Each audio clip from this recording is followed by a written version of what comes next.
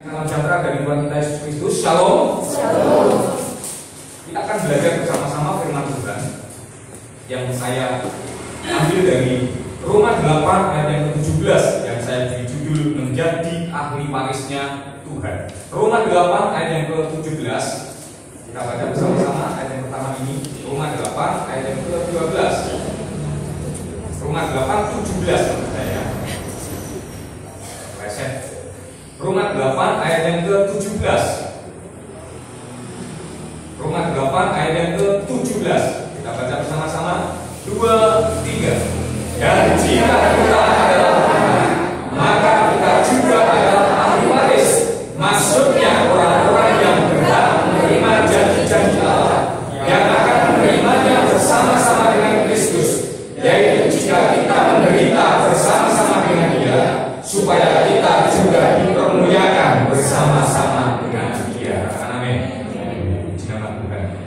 Saudara kasih Tuhan, ahli warisnya Tuhan adalah orang-orang yang berhak menerima janji-janji Allah. Firman Tuhan memberitahu kita bahwa ahli warisnya Tuhan adalah orang yang berhak atau orang-orang yang berhak menerima janji-janji Allah. Mungkin secara umum ahli waris itu secara umum adalah orang yang berhak menerima sesuatu dari yang mewariskan.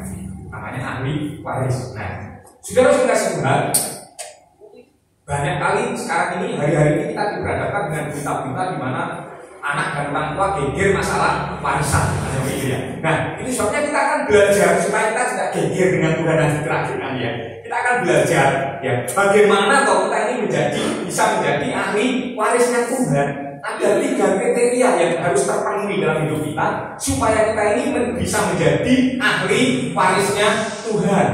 Kriteria yang pertama, kita harus menjadi anaknya Tuhan. Anak-anak Tuhan. Kriteria yang utama harus menjadi anak Tuhan. Nah, saudara-saudara kasih Tuhan, untuk menjadi anak Tuhan itu dilahirkan kembali adalah sebuah keniscayaan, sebuah keharusan, syarat mutlak. Untuk menjadi anak Tuhan, kita harus dilahirkan kembali. Kita harus dilahirkan baru. Prosesnya kita melihat dalam Yohanes pasal yang ke-1 ayat yang ke-12 dan ayat yang ke-13. Tetapi semua orang yang menerimanya, prosesnya ini adalah merupakan tahapan-tahapan, ya, bertahap, progres, ya, semakin baik. Yang pertama adalah menerima. Semua orang yang menerimanya diberi kuasa supaya menjadi anak-anak Allah, yaitu mereka yang percaya, menerima, percaya pada Yesus.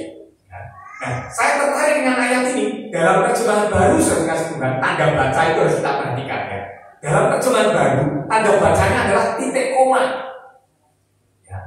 Tetapi dalam terjemahan yang lain, ya, ada yang titik, ya, ada yang sudah titik. Terjemahan bahasa Indonesia masa kini, terjemahan sederhana Indonesia. Tetapi saya tertarik, yang sangat saya tertarik adalah justru dalam terjemahan bahasa Inggris King James Version (KJV). Kalau saudara melihat tanda bacanya di situ, titik 2. Tanda bacanya adalah titik 2. Artinya apa? Artinya orang yang menerima ini, titik 2 ini berbicara tentang definisi. Titik 2 itu bisa diartikan ialah, artinya, gitu ya, seperti itu. Artinya. Jadi sebenarnya ketika kita menerima Yesus, kita percaya kepada Yesus, artinya ayat yang ke-13.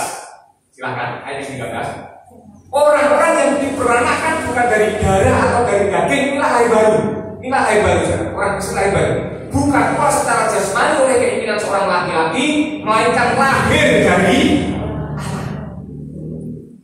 Jadi, makanya saya katakan lahir baru itu adalah sebuah keniscayaan, keharusan, dan Alkitab dalam terjemahan King James Version atau KJV bahasa Inggrisnya itu titik 2 tanda bacanya. Titik 2 itu artinya definisi, mendefinisikan atau bisa dikatakan ialah. Jadi orang yang menerima Yesus, orang yang percaya pada Yesus, itu artinya orang itu lahir baru. Tapi sayang saudara kasih Tuhan, ya, banyak orang Kristen hanya puas menjadi orang Kristen tanpa menjadi anak Tuhan, tanpa lahir baru. Itu sebabnya saya dengan terpaksa harus Kristen dan anak Allah itu dua hal yang berbeda. Sekalipun dalam Alkitab kita itu mencatat ada istilah yang saya terangkan tadi, ialah mendefinisikan bahwa orang yang percaya Yesus, orang yang menerima Yesus itu harus lahir baru. Itu adalah orang-orang yang lahir baru, Tetapi saudara kasih Tuhan, memang maksud saya ini, orang yang lahir baru itu pasti dia menerima dan percaya Yesus. Ini Kristen. Ya, saya kategorikan ini orang Kristen gitu aja. Orang yang menerima dan percaya Yesus ini orang Kristen. Jadi orang yang lahir baru itu pasti orang Kristen, Tetapi Kristen itu sendiri belum tentu lahir baru. Tahu yang maksudnya ya? Jadi ibaratnya progres, ibaratnya melangkah gitu, tidak sampai pada tujuan. Melangkah mungkin halaman itu katakanlah menerima. Ya. Kemudian di dalam ini, di bawah ini, di dalam tapi di bawah ini adalah percaya Yesus. Nah, untuk lahir baru itu berada di podium, misalkan seperti itu. Ini hanya contoh ya, ini hanya gambaran, analogi, gambaran. Nah, ada begitu banyak orang itu mungkin hanya menerima Yesus di sana, di luar sana. Ini hanya contoh sekali lagi ya, yang di luar bukan berarti yang menerima Yesus enggak ya. Ya, ini hanya contoh. Kita juga hanya puas, mungkin wah aman. Jadi orang Kristen aman enggak? Ya, aman. Saya sudah menjadi anak Tuhan. Belum tentu saudara. Belum tentu ada begitu banyak orang Kristen yang merasa jadi anak Tuhan, ternyata belum lahir baru. Ya, belum lahir baru. Nah, sudah kasih Tuhan. Jadi mereka puas hanya menjadi Kristen tanpa lahir baru. Kristen yang hanya menerima dan percaya Yesus tanpa lahir baru. Kristen dan anak Allah itu seperti yang saya katakan tadi adalah berbeda. Sudah kasih Tuhan, berbeda. Ya, berbeda. Itu sebabnya ya kita harus mengejar sampai kita ini lahir baru, menjadi orang Kristen yang lahir baru. Nah, ketika kita sudah lahir baru, kita menjadi anak Allah, berkasih Tuhan. Jangan lupa, seorang anak itu pasti dididik oleh orang tuanya. Seorang anak itu pasti kalau misalkan menyimpang dihajar oleh orang tuanya, dijewer oleh orang tuanya. Kita mencatat itu dalam Ibrani pasal yang ke-12 ayat yang ke-7. Ya. Mari kita lihat Ibrani 12 ayat 7. Jika kamu harus menanggung ganjaran, Allah memperlakukan kamu seperti anak.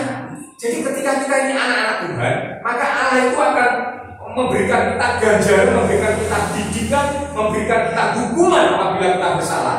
Di manakah terdapat anak yang tidak dihajar oleh ayahnya? Tetapi ayat 8, jika kamu bebas dari ganjaran, perhatikan baik-baik, ada menanggung ganjaran dan bebas dari ganjaran. Ini sama-sama orang Kristen loh, sama-sama orang Kristen. Yang satu itu menanggung ganjaran, yang satu itu bebas dari ganjaran. Ini maksudnya hukuman Tuhan, maksudnya ini adalah didikan Tuhan.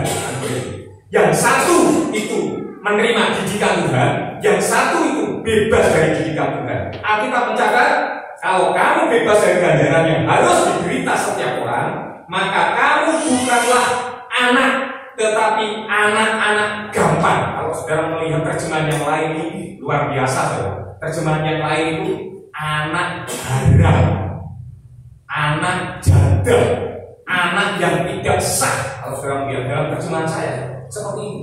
Jadi kalau kita menjadi orang Kristen yang tidak menerima ganjaran, tidak menanggung ganjaran, maka kita sebenarnya bukanlah anak yang sah dari Tuhan. Maka anak yang tidak sah dari Tuhan itu ya tidak mungkin menerima warisan dari Tuhan. Sebabnya mari kita harus sampai menjadi anak yang dididik oleh Tuhan. Nah, Tuhan mendidik melalui kesulitan-kesulitan, melalui masalah-masalah, melatih kita itu menghadapi kesulitan-kesulitan hidup. Masalah-masalah yang harus kita hadapi itu merupakan pelatihan dari Tuhan. Itu merupakan pelatihan dari Tuhan. Ironisnya, saudara kasih Tuhan, banyak orang menyukai kemudahan tanpa menyadari bahwa kesulitan itu bisa menimbulkan ketekunan kita. Sekali lagi saya ulangi apa yang saya katakan kepada saudara. Banyak orang lebih menyukai kemudahan tanpa menyadari bahwa kesulitanlah yang membuat kita itu pintar sebenarnya. Kesulitanlah yang membuat kita itu cerdas. Nah, itu sebabnya kita perlu dilatih untuk menghadapi kesulitan-kesulitan ini.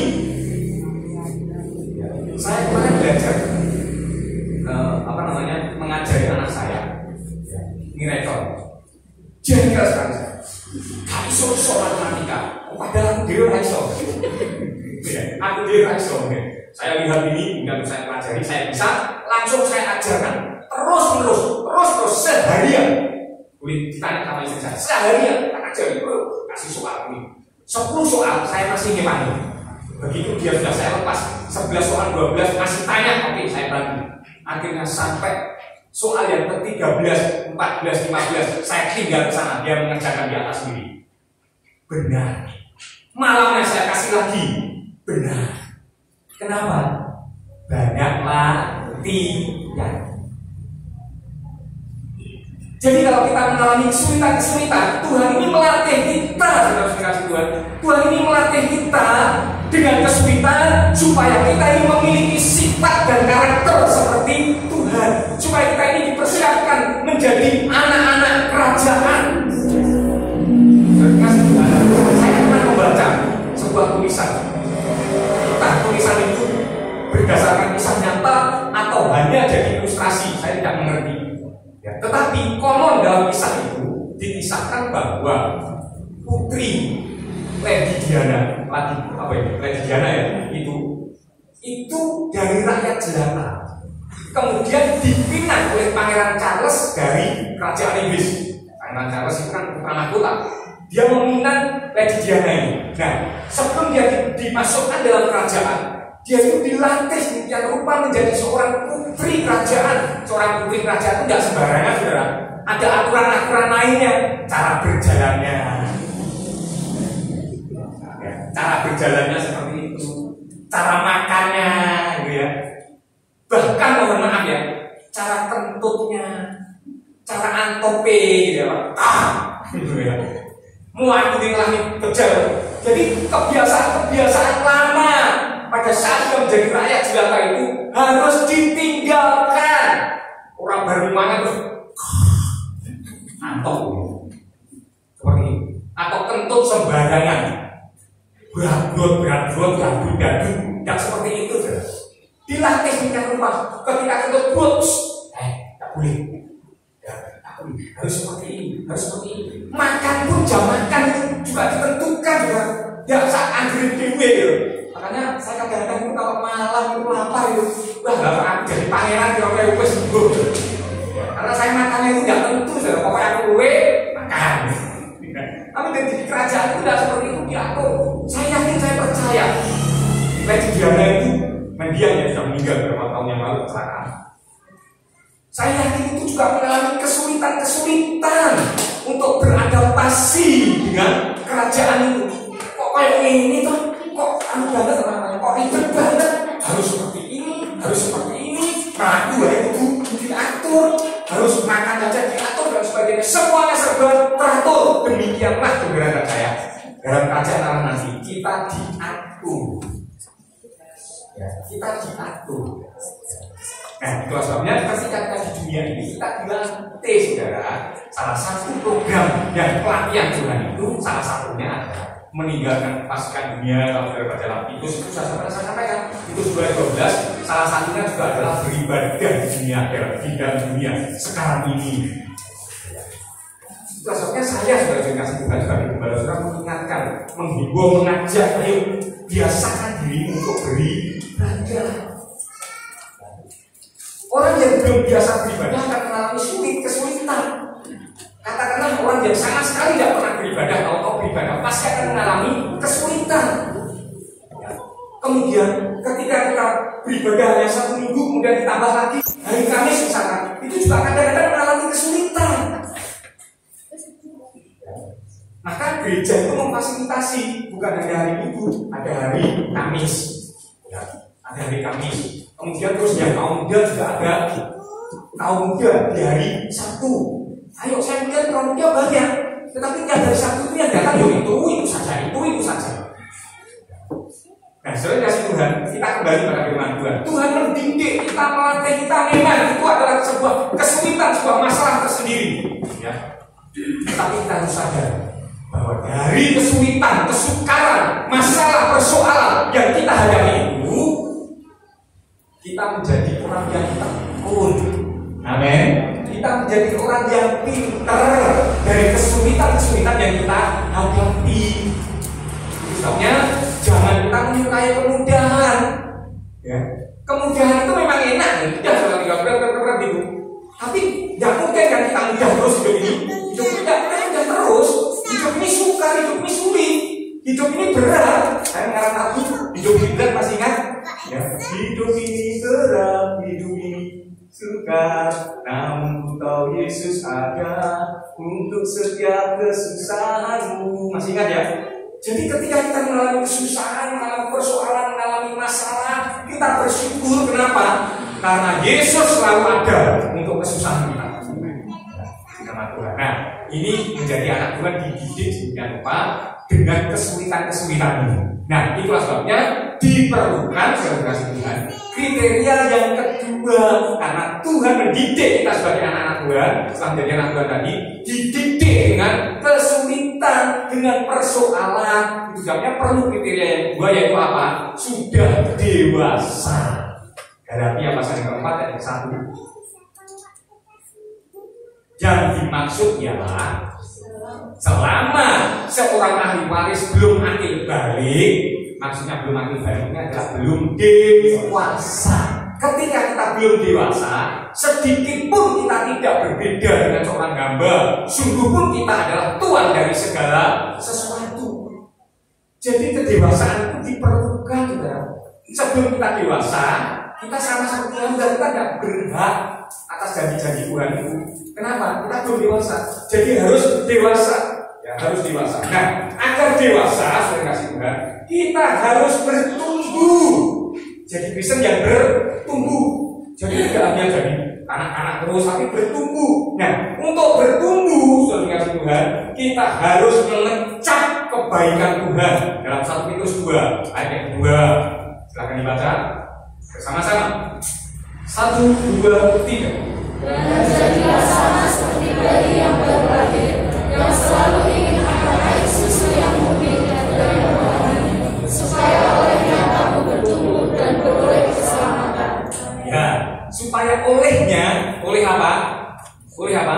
Susu yang murni dan yang rohani tadi ini berbicara tentang kebaikan Tuhan yang tercantum di dalam firman Tuhan. Setiap firman Tuhan yang disampaikan itu wujud dari kebaikan Tuhan. Mungkin juga pengalaman-pengalaman indah kita bersama-sama dengan Tuhan itu juga merupakan susu yang murni dan yang rohani, yang olehnya kita dapat bertumbuh, tetapi itu koma.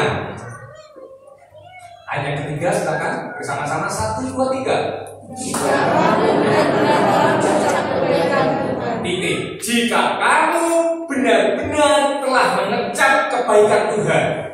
Jadi untuk bertumbuh, kita ini perlu mengecap kebaikan Tuhan. Pertanyaannya, ada begitu banyak, kenapa sebagian saja lah? Saya akan lebih-lebihkan. Kenapa ada sebagian orang Kristen yang mengecap kebaikan Tuhan, tetapi tidak bisa bertumbuh? Jawabannya, sebab mereka menilai kebaikan Tuhan itu berdasarkan kebaikan yang mereka alami. Saudara perhatikan baik-baik kalimat saya.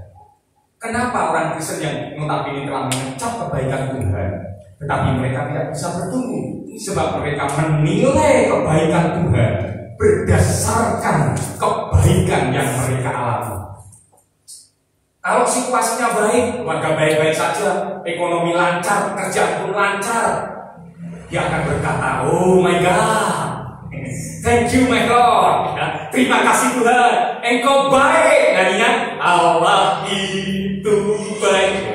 Tetapi begitu masalah datang, begitu persoalan datang, baik dalam rumah tangga, dalam ekonomi, dalam apapun, ya, akhirnya dia berkata, "Tuhan, di mana Engkau?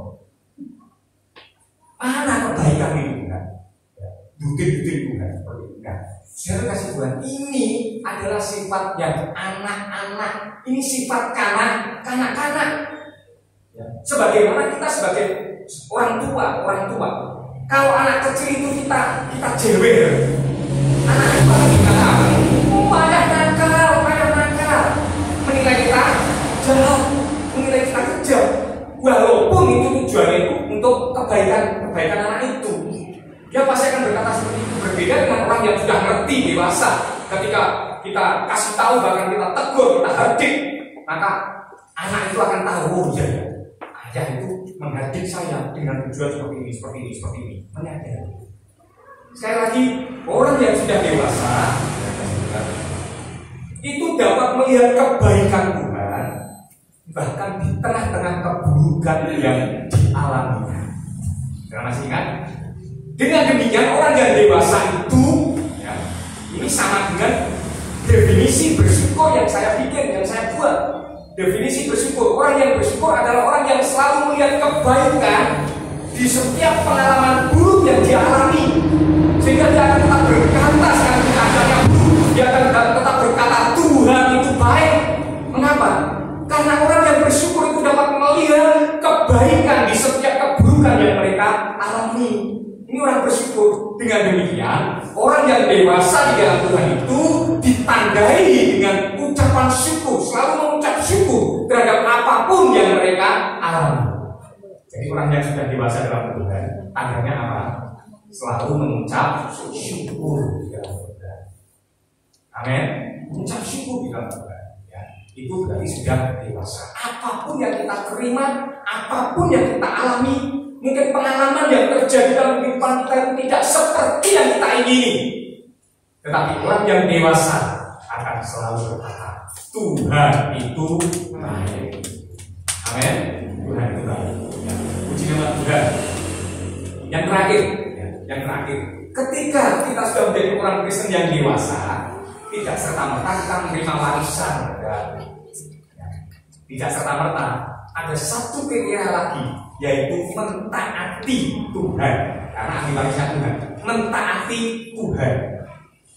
Apakah ada orang dewasa yang tidak mentaati Tuhan? Orang dewasa yang secara rohani orang dewasa. Alkitab mencatat, saudara. Alkitab mencatat ada. Mereka adalah para imam. Mereka adalah orang-orang Lewi yang notabene pelayan-pelayan Tuhan. Siapa? Ada yang tahu? Tidak taat. Tidak taat pada Musa, tahu? Siapa? Korah, Datang dan Abiram.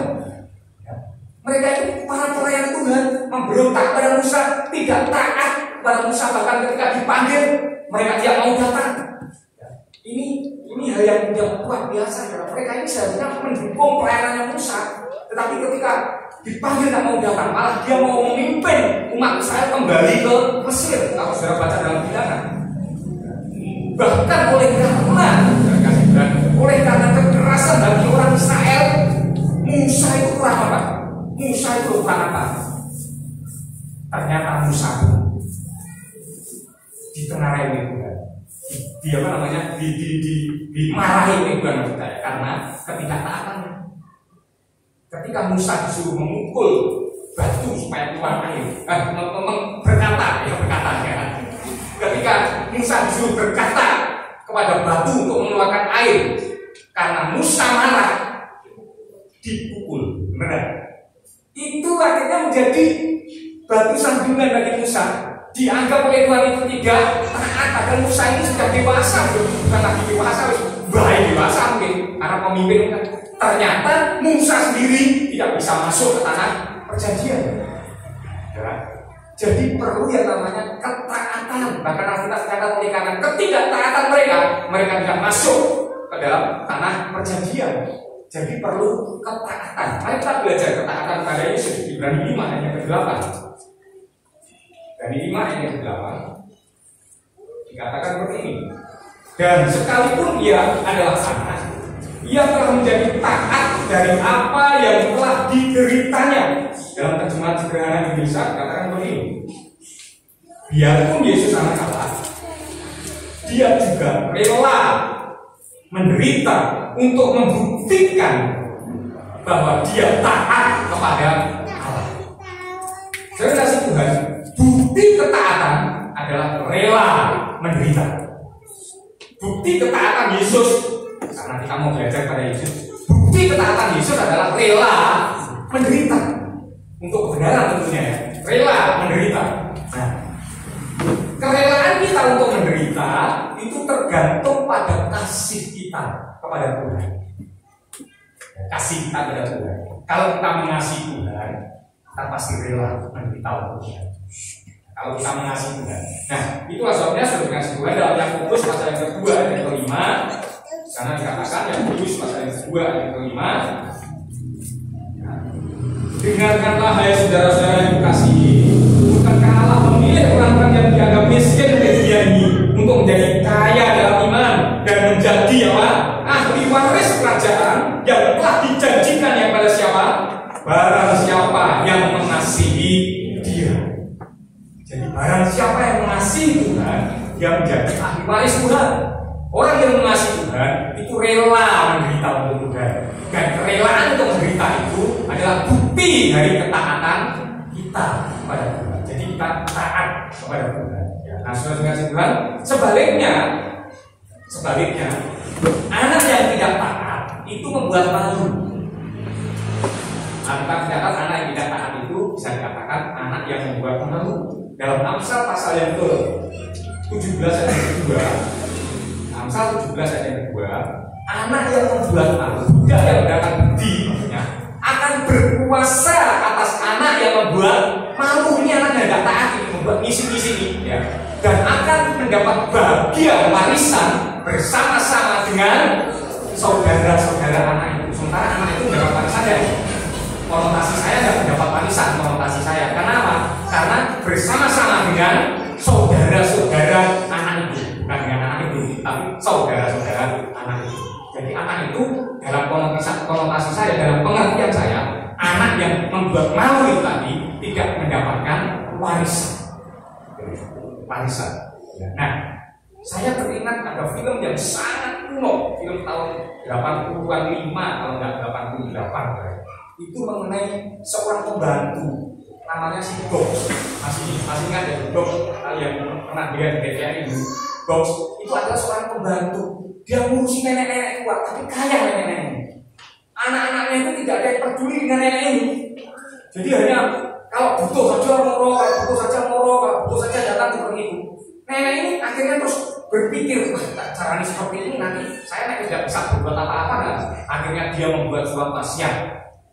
Kekayaannya itu diberikan kepada si Box pembantunya ini kan.